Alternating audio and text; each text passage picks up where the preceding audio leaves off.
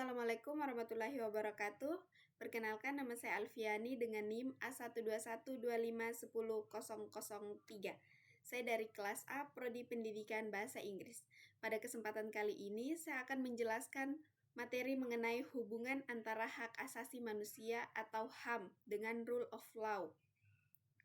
Materi ini sangat penting untuk memahami bagaimana hak kita sebagai warga negara dilindungi oleh hukum. Pertama-tama, mari kita bahas apa itu HAM. Secara kodrati, HAM adalah hak dasar yang melekat pada setiap individu sejak lahir. Hak ini bersifat universal, berlaku untuk siapa saja tanpa terkecuali, diakui secara internasional oleh PBB dan dilindungi oleh negara.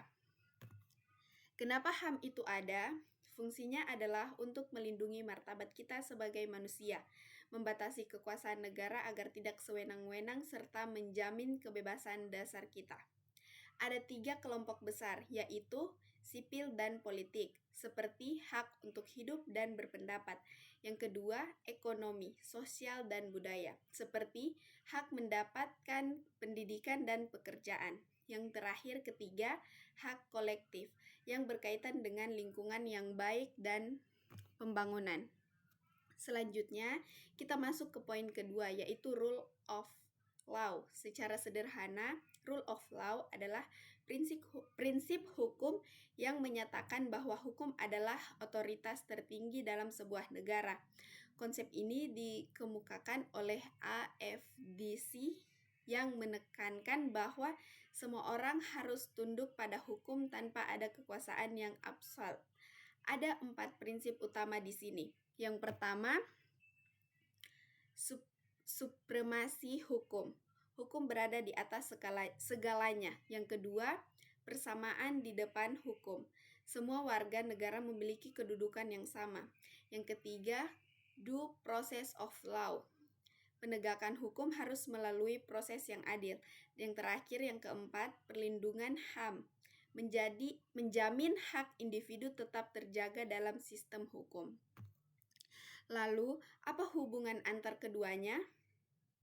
Bisa dibilang HAM dan rule of law adalah 2 sisi mata uang yang tidak bisa dipisahkan untuk mencapai keadilan. Yang pertama, HAM saling membutuhkan. HAM butuh rule of law sebagai alat penegakan yang nyata tanpa hukum. HAM hanya sekedar konsep.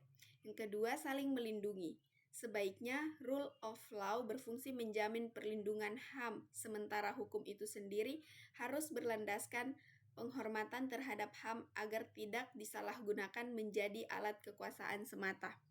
Yang terakhir, bagaimana penerapan di Indonesia?